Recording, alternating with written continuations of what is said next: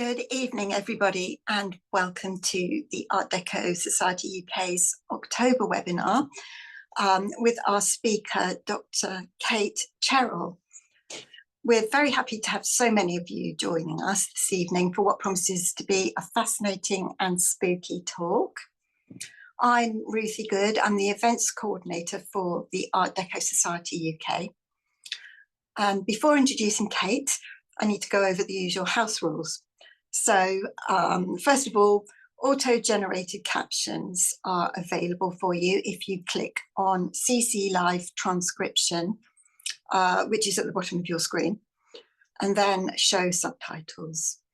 And next, I need to remind everyone that this is the Zoom webinar format, which is different from regular Zoom meeting that you're used to. So it means that you'll only be able to see and hear me and our speaker, Kate. We can't see or hear you. So feel free to relax and enjoy the talk without worrying that any sounds your end are going to be broadcast, because that won't happen. As usual, we'll follow up tonight's presentation with a question and answer session with our speaker. If you'd like to ask a question or even just make a comment at any stage in the proceedings, type it into the question and answer box at the bottom of your screen. You can do that at any point, and then at the end of the talk, I'll put all your questions to Kate. Please don't be shy about asking a question, because we really love it when the questions come through.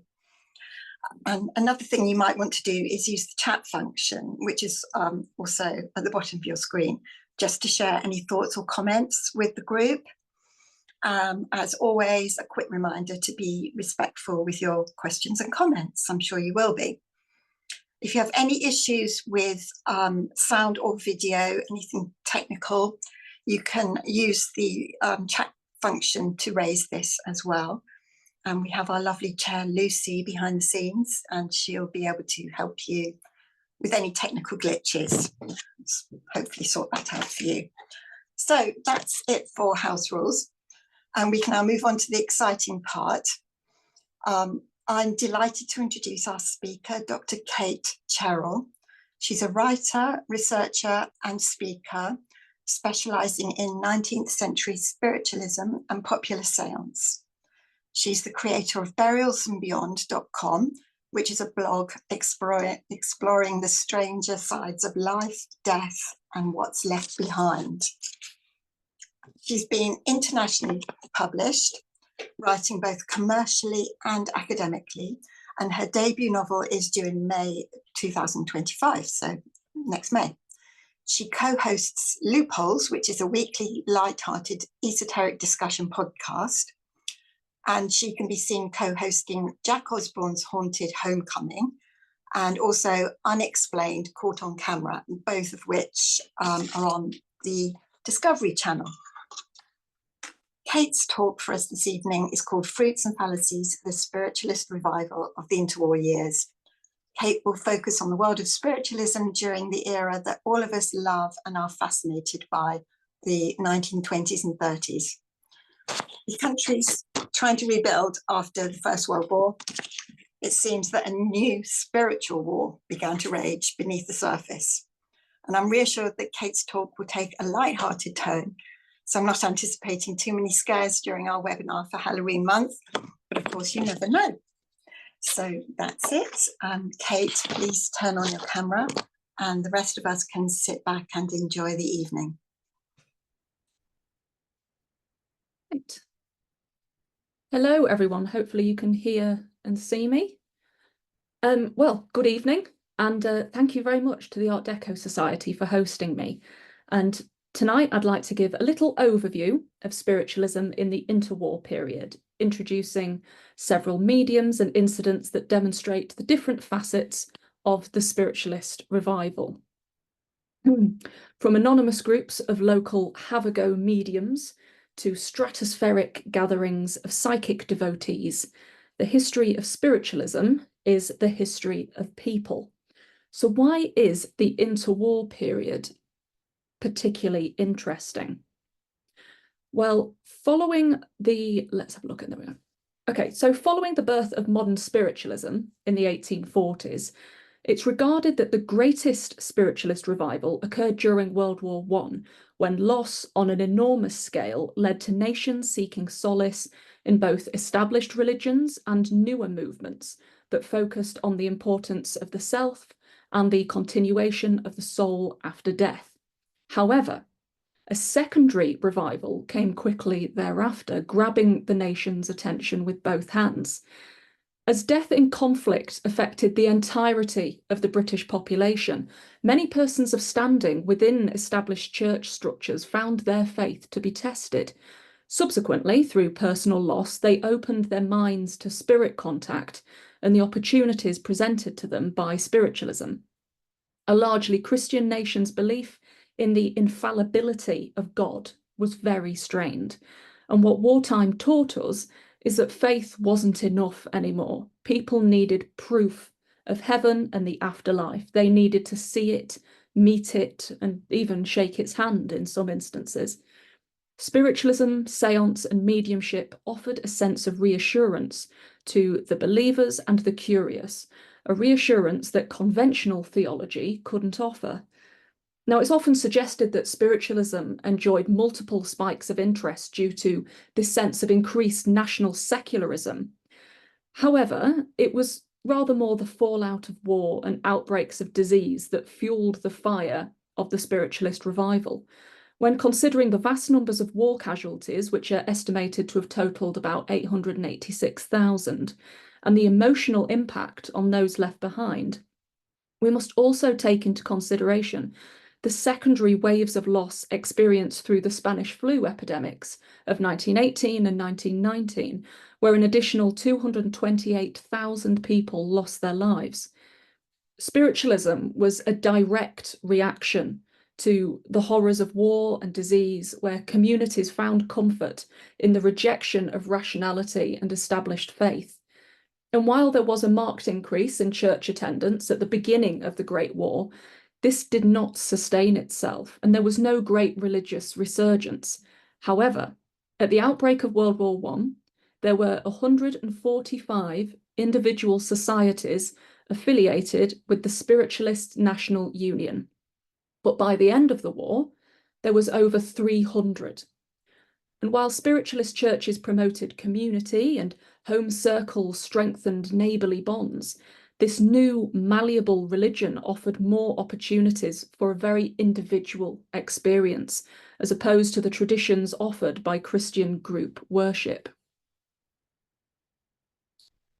Now, our relationship with the paranormal in Britain has always thrived in parallel with societal change, as ghosts, in their many forms and many interpretations, reflect social, cultural, and political concerns of the day. They also concern themselves with entertainment. And while, sadly, I shan't be presenting lists of my favourite ghost stories of the interwar period, it's worth noting that the thrill of visiting concert halls to see mediums give demonstrations was a great source of entertainment, and not solely for those with a genuine interest in spiritualism. Going to see the spooks was a very popular pastime in both the US and the UK for many people who simply wanted a bit of entertainment on a Sunday afternoon, where a service of music and song with short speeches would be interspersed with demonstrations of spiritualist activities and mediumship. It was rather more like a variety show than a church service, and these spooks offered entertainment for the masses. And auditoriums were frequently filled to the rafters with devotees and also aimless young people with a free afternoon. So spiritualists, or spooks, would often incite awe, wonder, and even rioting through these demonstrations, as groups of people slowly became aware of fraudulent activities and would attend these gatherings with the express intent of humiliating the mediums on display. One novel from the turn of the century, called The Heart Line, details a group of young people playing with the spooks in a similar way that, let's say, a group of young testosterone-fueled men may approach a Wetherspoons at closing time today. So the novel reads, I wanted to see you about a materializing seance fancy. Do you know of a good one? We want to go some night and see the spooks. The bunch is going to have some fun with them. You want to look out for yourself then. They always have 2 or 3 bouncers and they'll throw you out if there's any row, you know. Dougal grinned happily. That's just what we want. I haven't had a good scrap for months. Maxim can handle 3 or 4 of them alone, while Benton, Starr and I raise a roughhouse. We're going to go early and get front seats.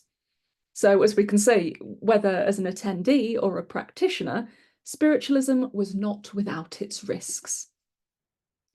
Meanwhile, community really became the heart of the interwar spiritualist revival, where relationships were forged not just in the hall, but also in the home. Home circles drastically increased in number in the 20s and 30s, where seances moved from a public arena and back into a domestic setting, where seances were conducted with or without a medium present, but with the intention of contacting spirits. Periodicals such as Light and the Spiritualist offered instructions on how to set up home circles, how to have the chairs, the curtains, and the basic practicalities of how to begin. It was also a growing belief that every family possessed a member with a mediumistic ability, and it was simply a matter of practice to unleash their true powers. Home circles were incredibly important following the end of the war, as family seances allowed for the war dead to once again return home and participate in acts with their families in a familiar domestic setting. Now, many home circles lasted for years, if not decades, allowing for families to develop and grow alongside their deceased loved ones, with many circles chronicling their seances and phenomena therein, which has created quite a fantastic archive resource for modern scholars. But while spiritualism was a new religion by cultural standards, it was a familiar concept to most Western cultures. And in the UK, spiritualist churches, meetings, and home circles were commonplace, from cities to rural communities, from northernmost Scotland to darkest Wales. While many church communities were able to marry their existing beliefs and doctrines with some modern spiritualist tradition, much of the movement's harshest and most vocal critics came from Christian backgrounds. Countless ministers would warn against the dangers of spiritualism in their Sunday sermons and would align the practice of seance with that of the divination forbidden in Leviticus. Now, the controversial roots of modern spiritualism can be traced back to the Fox sisters of New York, who in 1848 claimed to be communicating with a spirit through knocks and bangs within their family home. While 2 of the sisters made a public confession of fraud later in their career, when they had become disillusioned and rather low on cash, this provided the ammunition for church communities to discount the whole movement as a worldwide deceptive and rather devilish effort. And I took the title of this talk, Fruits and Fallacies, from such a critical talk on the spiritualist movement by the Reverend Herbert Thurston in 1920, which he titled Spiritualism, Its Fruits and Fallacies. Thought it was a good title, so I'm having that. Now, the Catholic Church had long forbidden any involvement in spiritualist activities, but it remained a subject of concern for decades. Now, Thurston claimed that while spiritualism brought the public excitement and novelty, I quote, "From the very beginning, it had been a fraud with no truth in it, and was indeed an evil force from antiquity." Talks such as his garnered grand crowds, just as large as those enjoyed by trance mediums, with Thurston's speech acknowledging that spiritualism's, quote, "contributing cause in recent years has been the great bereavements which many thousands of people had suffered during the war." Now, Thurston's anger and concern at the exploitative nature of spiritualism was shared by many who believed that the movement preyed on the vulnerable and particularly those grieving the war dead. Thurston's talk commented that these grieving communities had been, quote, "seriously disturbed by the events of the last few years, and this disorganization of the mental faculty and the neurotic condition of the mind had been the most fruitful field in which the practice might take root and flourish." But there were people who celebrated spiritualism and mediumship to an even greater degree. Now, not all prominent figures of the spiritualist revival were mediums, nor were they church leaders. In fact, one of the most prominent and influential figures within the modern spiritualist movement was Sherlock Holmes creator Arthur Conan Doyle. Now, Doyle began to publicly present himself as a spiritualist in 1916, although he did have an interest long before that. And he quickly became a bastion of spiritualism in the transatlantic lecture circuits. But following the death of his son Kingsley in 1918, Doyle quickly found comfort in preaching spiritualist doctrine, telling others that the dead were ever present and insisting that he and spiritualism could provide that proof. Doyle travelled across the world investigating, preaching and befriending those on both sides of the spectral fence, including escapologist and spiritualist debunker Harry Houdini, who for a time was a very close personal friend. Doyle's active role in nationalist reportage during wartime never stopped, and into the 1920s he continued to use images of deceased soldiers to attract the masses to the wonders of spiritualism.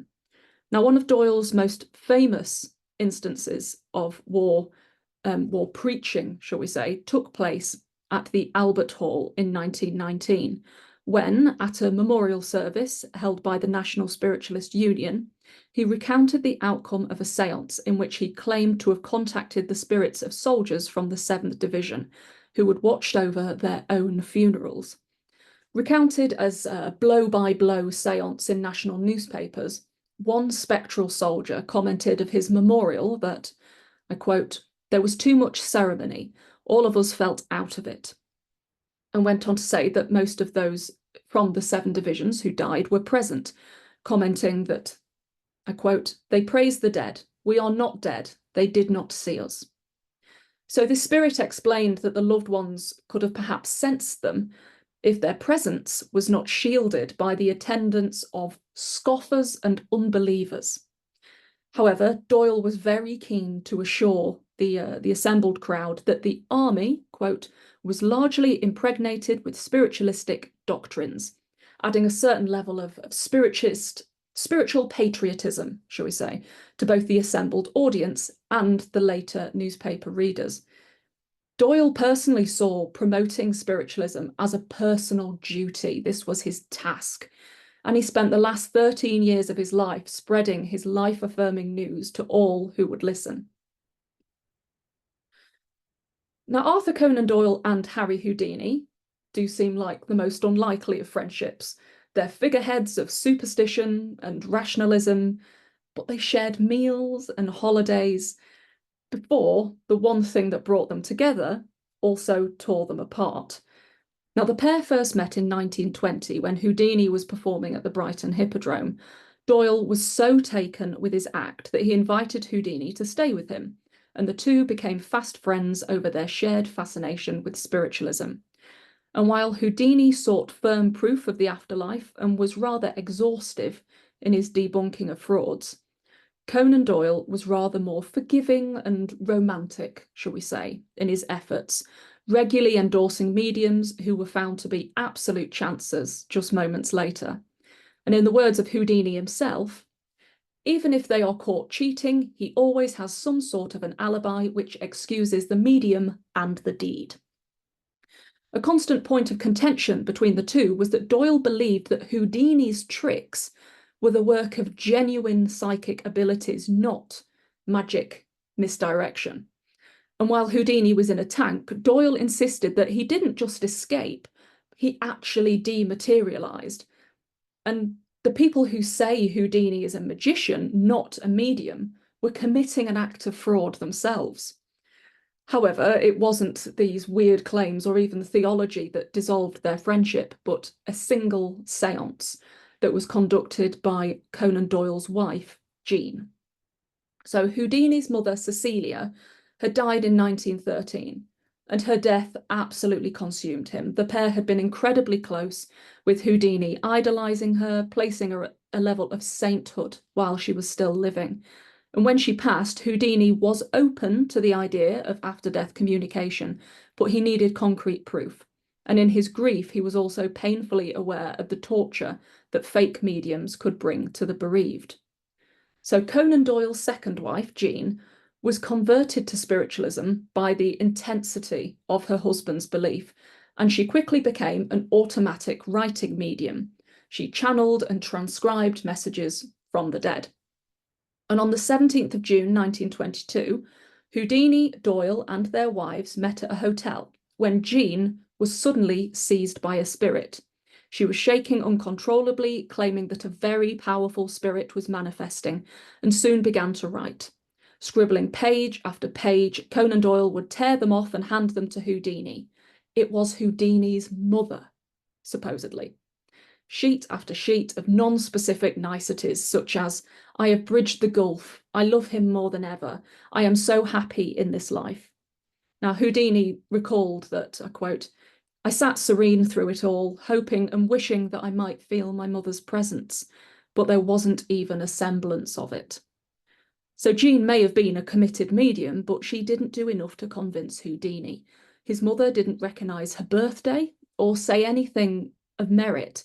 She also spoke fluently in English, which was something she had been unable to do in life. It left a foul taste in his mouth. To Conan Doyle, Houdini had got his proof and he had ungratefully rejected it, dismissing these revelations to fit his anti-spiritualistic campaign. But to Houdini, it was nonsense. And quite frankly, his friend's wife had insulted his dead mother. The pair tried to maintain a friendship, but ultimately stopped communicating after a while and spent the rest of their lives as enemies, celebrating and debunking mediums in a constant cycle of optimism and defeat. Now, I'd like to talk about one of my favourite mediums who was celebrated and debunked constantly throughout the interwar period. Blanche Cooper was a medium so powerful, so accomplished, that she not only contacted the dead, but also the living. So before she became a regular face at the British Psychic College in the 1920s, she lived many lives of her own. Blanche encountered the world of spiritualism when acting in a touring melodrama as a young woman. She and her stage sibling, Gladys, would visit local spiritualist churches as they passed through towns, and after the tour ended, her friend went on to become an established medium. And wanting a piece of the spectral action, Blanche moved in with Gladys and developed her psychic gifts. Once established as a medium, Blanche began a career of public performance and bafflement that has been largely, sadly, forgotten. Blanche would become associated with something called direct voice and trumpet mediumship, whereby disembodied voices of spirits would emanate from her séance room, facilitated by her perceived psychic powers. Never working alone, she achieved spectral heights through the assistance of two spirit guides, Nada, a Hindu woman who died, quote, long before white man had anything to do with India, and Afid, an elderly Egyptian man who would end each séance with the announcement of power going. With their support and guidance, she was able to communicate with a wealth of characters, predominantly visitors' relatives, deceased siblings. However, a few celebrity cameos slipped through the net. Now, prior to the opening of Tutankhamun's tomb in 1922, Blanche was able to get the scoop on the burial chamber's contents, albeit in a typically vague and non-committal way. The boy pharaoh was only able to confirm that the likeness of a snake and some general furniture would be found. Meanwhile, a non-specific Ramesses spirit managed to attribute King Tutankhamun to a dynasty 2,300 years outside of his actual reign. This was all before her spirit guide Nada grumbled that she didn't like the, quote, disturbance of the long past dead, bringing any revelations from ancient Egypt to a swift and definite close. But Blanche not only spoke to the long dead, the recently dead, she also spoke to the never existed. For example, a spirit called John Ferguson was a frequent guest in her séance rooms, but was a completely fictitious man. And she also contacted the living presumed to be dead. I think this is one of the most fabulous stories of interwar spiritualism. The latter subject would be her lasting spiritual legacy and an unexpected controversy in the world of psychic science.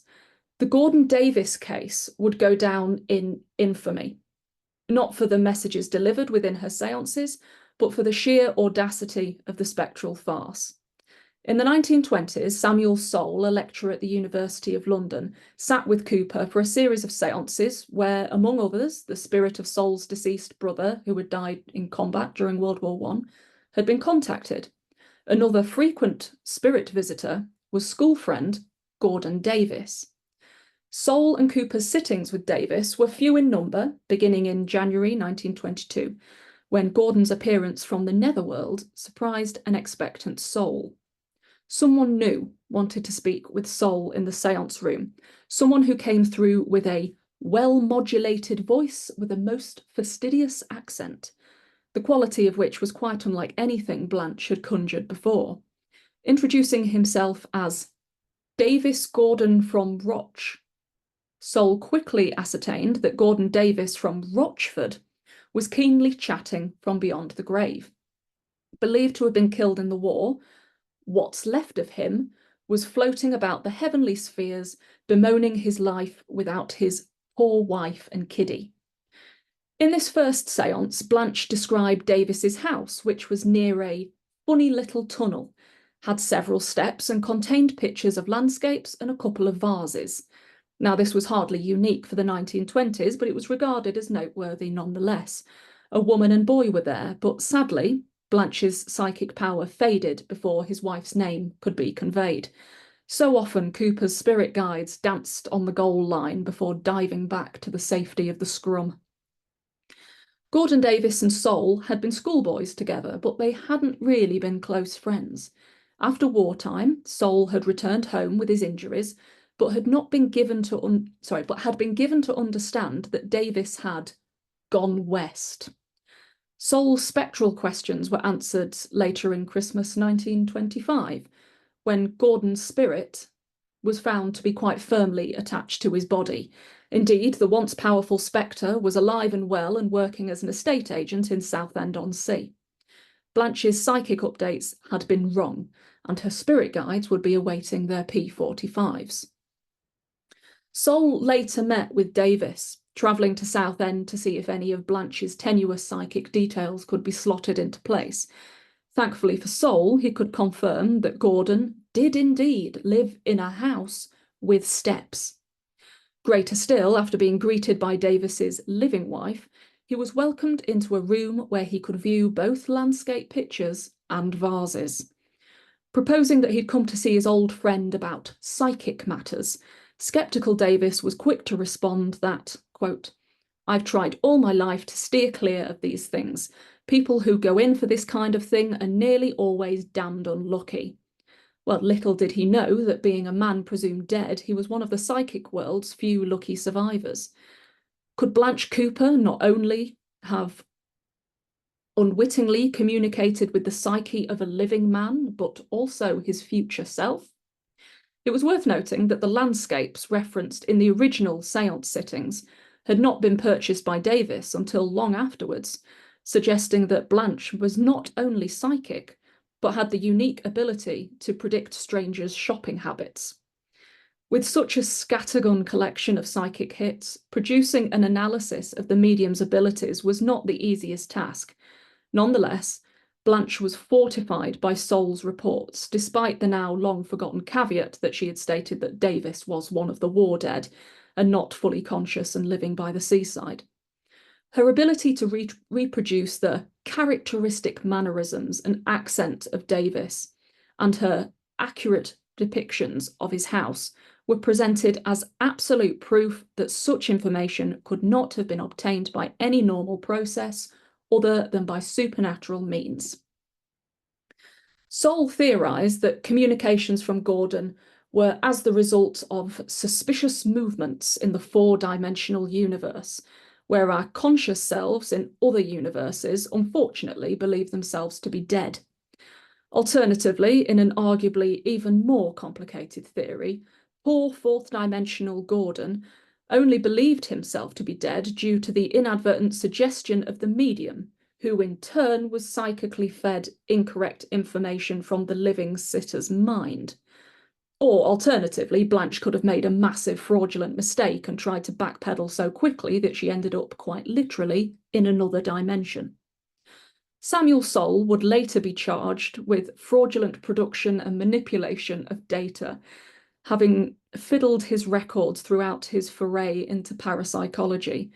Blanche hadn't predicted aspects of Davis's house prior to Soule's visit. Indeed, Soule backdated much of his evidence, allowing for a 6-week gap in which he could have visited Davis's house, returned to the records and changed them accordingly.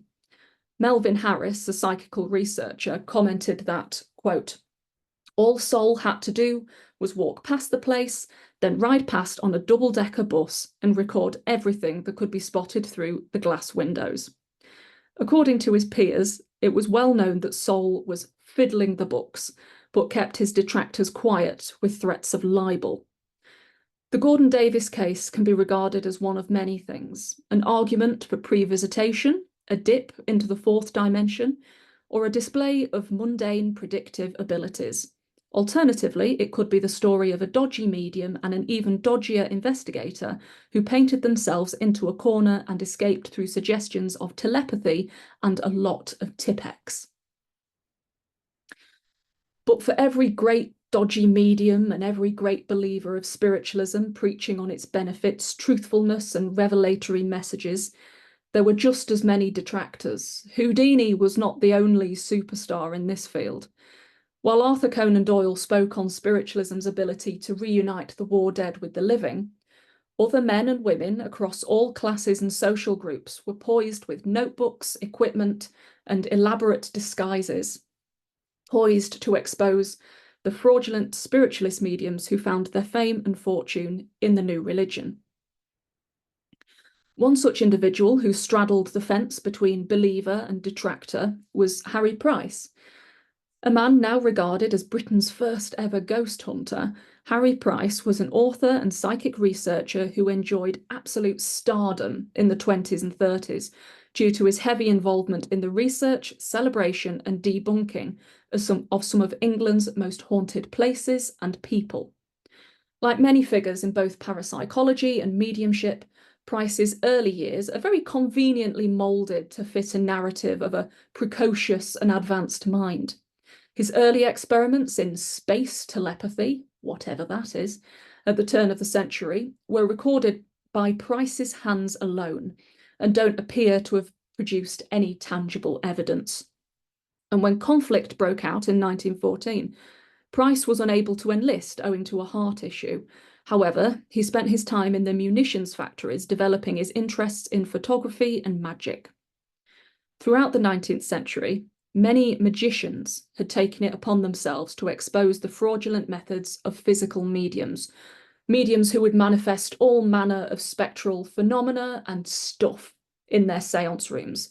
So from huge gossamer ghosts to flying tambourines and wax hands, common sleight of hand and reworking magicians' apparatus for their own ends was super common. Indeed, many catalogues that previously serviced the magic trade with props and novelties were very quickly rebranding and reissuing their publications exclusively for use by fraudulent spiritualist mediums.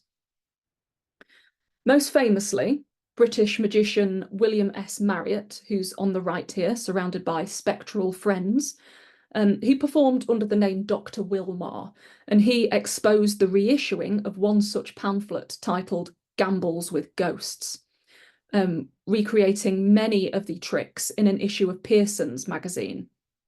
Now, Gambles with Ghosts is but one magic-turned-spiritualist publication held in Harry Price's personal library. And when Harry Price became a very accomplished conjurer, he joined the Magic Circle in 1922. The crossover by this point between spiritualism and magic was really well established, and Price was well versed in the common tricks of the trade, which had been thoroughly exploited and laid out in several books by debunking magicians. In the same year, and in an attempt to warn others of the dangers of exploitation in spiritualism, he and a researcher called Eric Dingwall paid for the republication of a book called Revelations of a Spirit Medium. which chronicled common frauds in the field. However, as much as they tried to get this word out there, many spiritualist groups went out and bought up the majority of this book's very short run in an attempt to remove it from shelves. So this was a literary red rag to a bull, and after joining the Society for Psychical Research in 1922 was a very busy year for Harry Price. His path to legendary status was set in motion. And while Price was fascinated by the possibilities of psychical research, spirit contact and powers beyond our comprehension, all of that sort of stuff, he had very little tolerance for individuals manipulating the grieving, the vulnerable, or even the public at large. Several books have been written about Price's attempts to demystify the paranormal, and he remains arguably the controversial father of contemporary ghost hunting and paranormal research. And while he may appear like a Houdini-esque debunker, Price frequently endorsed mediums as legitimate, just as often as he'd quite viciously debunk the blatant frauds. Now, one such divisive medium, who I think really just represents the diversity of mediumship at the interwar period, this person, Eva Carrier, she was investigated by Price and Arthur Conan Doyle, and she was a French materialization medium who manifested spirits in her seance room. Some of them are represented here. Trust me, they're spirits, at least in someone's mind. Sadly, these were later revealed to be little more than magazine cutouts and chewed up newspaper. Now, Eva's seances had been infamous since she began in 1909, not least because she conducted many of them completely naked. Described by Time Life books as perverse and neurotic, Eva would manifest ectoplasm in her seances and welcome large spirits into the darkened seance room. And while manifested spirits appearing like Halloween costumes had really fallen out of favour by the late 1910s, in many seance rooms, ectoplasm proved to be an enduring spiritualist trend, very popular right through to the 1930s. Ectoplasm was described as light, sometimes gossamer thin, sometimes very heavy, almost like a porridge, and it would emanate from the medium's mouth or nose, generally, once the medium had entered a trance. So thanks to the introduction of photography into seance rooms, we can now assess much of this ectoplasm as being generally an open weave fabric, such as butter muslin or newspaper, rather than anything from the spirit world. Nonetheless, Price and many others visited Eva's seance room on several occasions, because unsurprisingly, there were few naked mediums in the 1920s, and she was never short of house guests. But they went, and apparently after they finished gawking, they investigated her methods. Price himself assessed the many photographs and manifestations produced by Eva and deemed them to be fake, saying that they were little more than newspaper cutouts of living celebrities and royalty, while other reports that celebrated Eva's powers were regarded by Price as totally lacking in scientific controls. But Price's prominence in the post-World War I landscape of psychical research aided a secondary wave of academic interest and funding, and his financially lucrative work led to the foundation of several new institutions, including his own organisation, which stood as a brief competitor to the Society for Psychical Research, who had begun to be very critical of many of his own methods. However, Price's financial position allowed him to lead several prominent investigations into paranormal phenomena, not just with Eva. And most of these were immortalised in British cultural history thanks to Price's use of the great British tabloid press. Tabloid press really came into its own in the interwar period, where a societal resurgence of interest in spiritualism, spiritism, theosophy, and all manner of esoteric beliefs grew alongside a deep love of fantastical and shocking headlines. Much like the Victorians' periodical culture aided the dispersal of spiritualist developments through a geographically diverse readership, the tabloid press allowed for spiritualist mediums, for hauntings, and all manner of fantastical beasts, including a talking mongoose in one instance, to be on the lips of ordinary families across the breakfast table. Between 1937 and 1938, Harry Price took up lodgings in Borley Rectory, Essex. Now, this is an ominous building that was known for a time as the most haunted house in England, thanks to a book published by Price himself in 1940. The rectory had supposedly been the site of paranormal occurrences since the 1860s, where the ghost of a nun was seen roaming across the garden at twilight. Logs of extensive, increased activity were recorded from the 1890s to the 1920s, where they courted little more than a bit of local interest.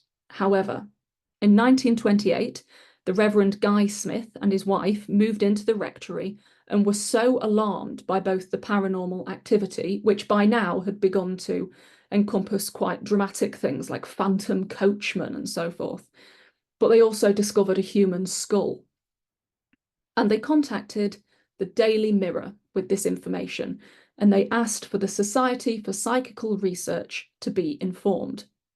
Instead of that, the Daily Mirror had a better idea, and they sent Harry Price, and they commissioned him to write a series of articles chronicling the haunted occurrences within the rectory.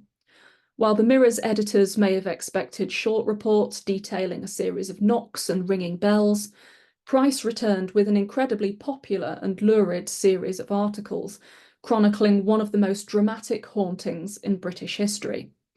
Price's reports proved to be very successful, and Borley Rectory quickly became a household name and also a synonym for a haunted house.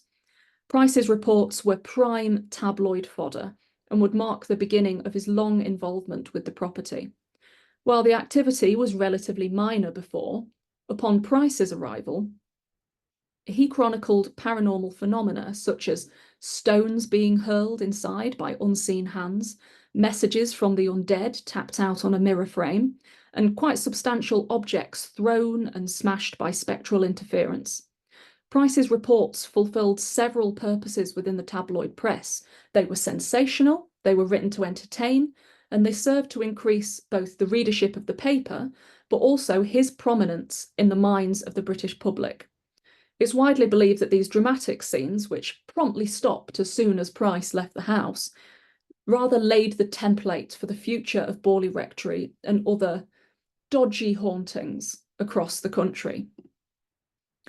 After the Smiths left the rectory in 1929, the Foyster family, Lionel, Marianne, their daughter, and a lodger, and these Foysters were relations to the first incumbent, they moved in and they galvanised the spectral terrors within the rectory walls. Windows were shattered, objects were launched around the house, their child was locked in a room, and these illegible messages were scrawled onto the walls. The extreme levels of paranormal activity were well documented both within the world of parapsychology and the tabloid press. But this fame was a really addictive beast. The 1920s might have brought about a haunting that defined the interests of generations of spooky-minded children, including myself, but it also brought about one of Britain's greatest fakes. While accusations of Price's involvement were of early concern, the Foysters had gone down in history as Britain's most prominent fakers. Marianne later confessed that many of the ghostly incidents were set up by her husband and a visiting psychical researcher, while she invented others herself to cover up the fact that she was having a rather rampant affair with the lodger. After the Foysters' departure, Harry Price would take up residency at Borley once more, spending a year at the rectory in 1937. He recruited 48 official observers to join him through a newspaper advert, and considering the notoriety of Borley, he was not short of volunteers. Now, these investigations at Borley, whether through Price or others, spanned the entirety of the interwar period and were so commonly publicised throughout the tabloid press that terms such as poltergeist finally entered the public consciousness, and extreme ghostly behaviours outside of the world of spiritualist seance or traditional ghost stories were well-established paranormal beliefs by the time of Borley's demise in 1939, when the new owner instigated a poorly considered arson attempt in order to claim the insurance money. But not every good story ended in flames and demolition. Mediums were in high demand throughout the 1930s, both in scout huts and in the Royal Albert Hall, which was filled to capacity several times over for mediumship events and spiritualist conferences. In fact, the first spiritualist meeting held at the Royal Albert Hall was in 1928 by the Marylebone Spiritualist Association, which later became the Spiritualist Association of Great Britain, a group who used the hall regularly until 1975. Now, it seems unlikely that one singular medium could court such fame as to garner regular crowds of thousands, but Estelle Roberts was one such medium. Estelle was born to a working-class London family in 1889 and didn't begin her spiritualist journey until the 1920s, when a neighbour brought her to a spiritualist church, where she was promptly singled out as a potentially powerful medium, and she quickly began her development. From the dawn of modern spiritualism, white mediums such as Estelle often claimed to be working with Indian or Native American spirit guides, much like Blanche Cooper, who we spoke about earlier, with the latter given rather non-specific names like White Crow, Silver Birch, and so on. In Estelle's case, shortly after the revelations of the Spiritualist Church, she heard and saw a spirit that introduced itself as Red Cloud. Red Cloud was a chief guide and control of Estelle, meaning that she would enter a trance and Red Cloud would take control of her body and speak through her mouth, using the medium as a type of astral gramophone. Red Cloud would impart messages and tell stories of the afterlife and of the long-forgotten past. And after first taking control of Estelle in 1925, he performed regularly, even being recorded in 1933, where he stated that, quote, "I use the astral body of a North American Indian to speak to you, but beyond that, I am Egyptian." So double whammy there. Red Cloud's culture hopping was a really common thread throughout 1920s and 1930s spirit guides, where mediums were influenced heavily by tales of ancient Egypt following the discovery of Tutankhamun's tomb, and also Native American tribes, whose histories were largely mythologized by popular paperback fiction. Red Cloud was a very prolific speaker and writer whose teachings were printed by spiritualist presses and remain circulated and in print to this day as prime examples of ancient wisdom from the afterlife. Estelle's mastery of physical and mental mediumship made her known as the most versatile medium of the era, able to bring spirits to seance rooms, including the physical manifestation of Red Cloud himself, and dispense supernatural wisdom to her ever-growing fan base. Estelle's reach was so great that she was often called upon by celebrities and royalty alike, including King Paul and King George II of Greece, who did spend a fair bit of time with Estelle when they were in exile in the UK, turning to her for guidance and predictions of the future in their country. Before becoming one of the UK's first TV mediums, with an autobiography serialised in the Sunday People, see, tabloids runs all the way through Interwar spiritualism. The influence they had was enormous. So before that, Estelle played the Royal Albert Hall, most notably in 1930, when she led a demonstration of mediumship for Arthur Conan Doyle's memorial service. And when in situ, this is the picture, like the little crowded room at the top, that shows Estelle at the service. She claimed to see Conan Doyle himself sitting in his empty seat, ever present, even in death. Now, Estelle never agreed to have her mediumship tested, despite many offers, and Red Cloud often delivered really rather rubbish predictions, including stating that categorically a Second World War would never break out. And adding insult to Native American injury, photographs taken of Red Cloud in séance settings are largely believed to be Estelle herself in a feathered war bonnet, as depicted at the bottom here. So when war broke out once more in 1939, there was no marked increase in spiritualist belief, rather a general gentle decline that was felt across church communities nationally. During World War II, it was estimated that an amazing 50,000 seance circles were operating within Britain. But these numbers didn't translate into churches and concert halls, which continued with healthy attendance, but at a far diminished level. Mediums had once bypassed the church's authority by showing no need for established religion in matters of the afterlife, and attendee numbers never really recovered. As for spiritualism, well, that decline came from a combination of ambivalence and exhaustion from more loss and more conflict that left us unwilling to dwell more on the nature of death.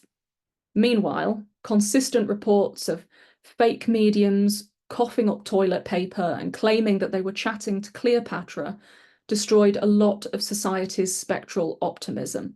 And while spiritualist communities continue today, very few of them produce ectoplasm, and sadly, even fewer perform their seances naked. Well, hopefully at least.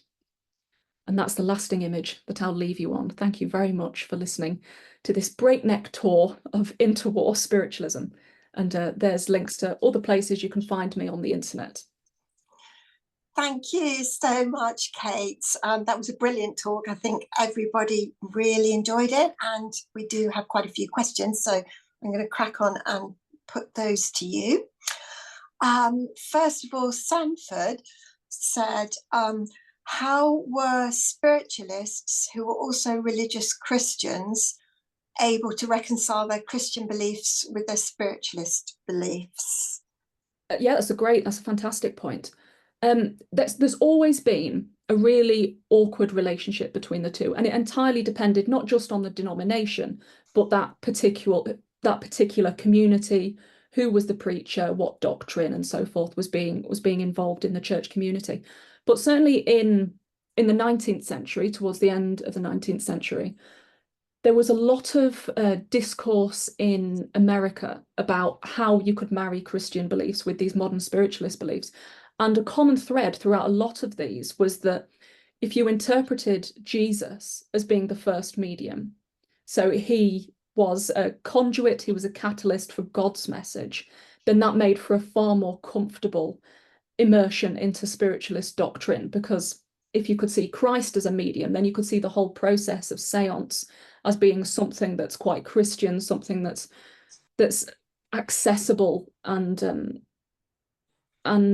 almost encourageable within a Christian belief system. There was a medium called Nettie Coburn Maynard, who was a very popular child medium and reportedly Abraham Lincoln's personal medium as well.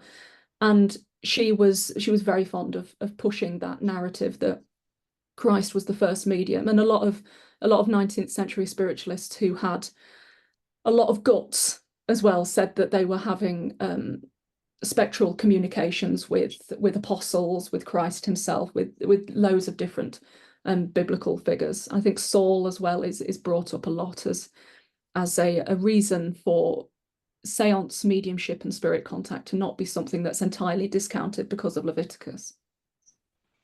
Thank you. Next question is from Fiona, and she says, was it common for the domestic seances and home circles to be led by women? It seems logical that they would use this as a way to process their grief, but perhaps it was seen as an unseemly interest for a woman.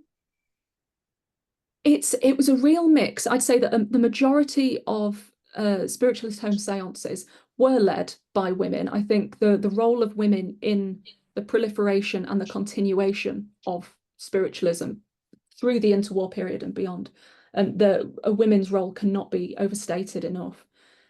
But there was a lot of what the interwar spiritualist period and into the 40s and 50s, a lot of what they built on were these strange, sort of like tenuous beliefs that had been established through Victorian periodical culture.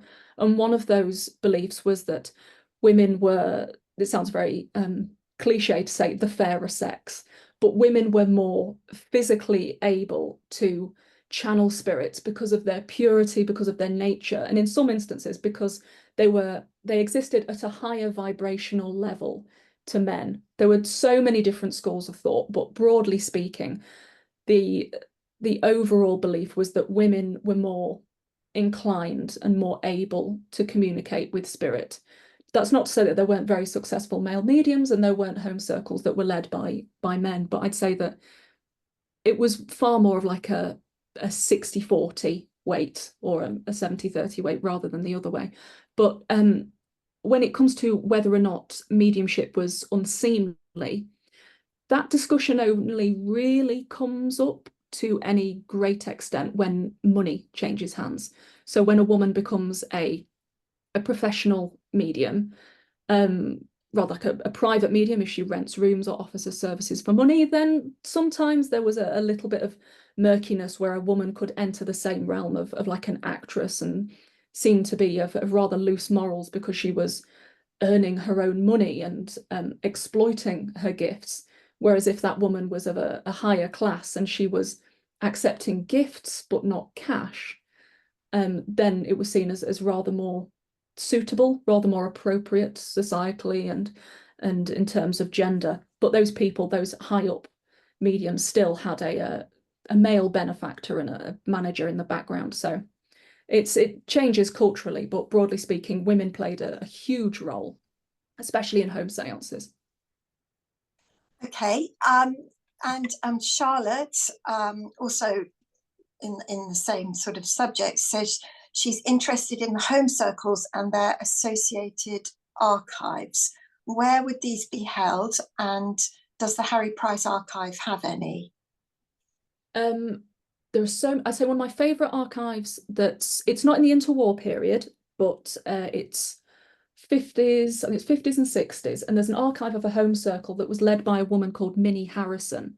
And there's a tiny little yellow book called, I think it's like Messages from Our Friends from the Other Side. It's not very snappy, but it's a very good read.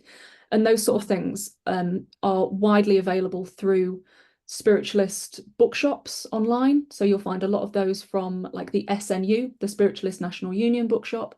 And there's the Harrison archive has its own.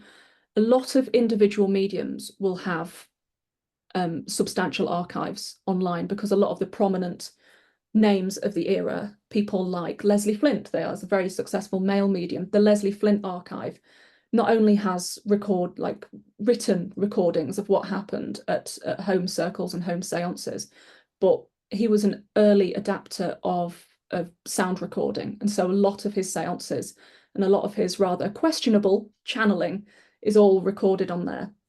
But I'd say if you want to delve deeper into those sort of things, look at the SNU, look at individual archives. There'll be like lists of mediums and there'll be archives everywhere. But also there's a website called IAPSOP, which is the International, Association for the Preservation of Spiritualist Periodicals. And it's basically just spiritualist occult newspapers over the years. They've all been digitized to different levels of quality, but there's lots available on there. Okay, thank you, Kate. Next question is from Lorna, and she says, thanks for a fascinating talk. It seems that mediums seem to be female, while the investigators seem to be male. Was there a significant gender split, or were there male mediums? I think you just referred to one of them. And then she says, if there was a gender split, why do you think this was the case? Well, first of all, there were a lot of male mediums, there were a lot of female mediums, but there were also female debunkers as well, who were fascinating people, but they often operated beneath or alongside an established male debunker. Like Houdini himself ended up having this amazing gang of people and women. There's some amazing women who would go into seances in full disguise, like women in their 30s who were dressing up like old ladies to totter into seances and expose the fraudulent behaviour there. So I think Houdini was a fantastic equal opportunities debunker. But as for what was the other part of the question? I got excited by that. There was the divide. Yes, the gender split. Yes. I think a lot of it really is just down to cultural norms. I think there is there is a marked split between male debunkers and then whatever gender mediums are, because debunkers were often coming from established scientific angles. Like certainly a lot of people who built the Society for Psychical Research, even the Ghost Club, and other such institutions, they came from established scientific backgrounds. So they'd had to go, this was in the like 1880s, they'd had to go through whatever university courses, whatever academic background to get to that stage. And that wasn't an avenue that was available to a lot of women.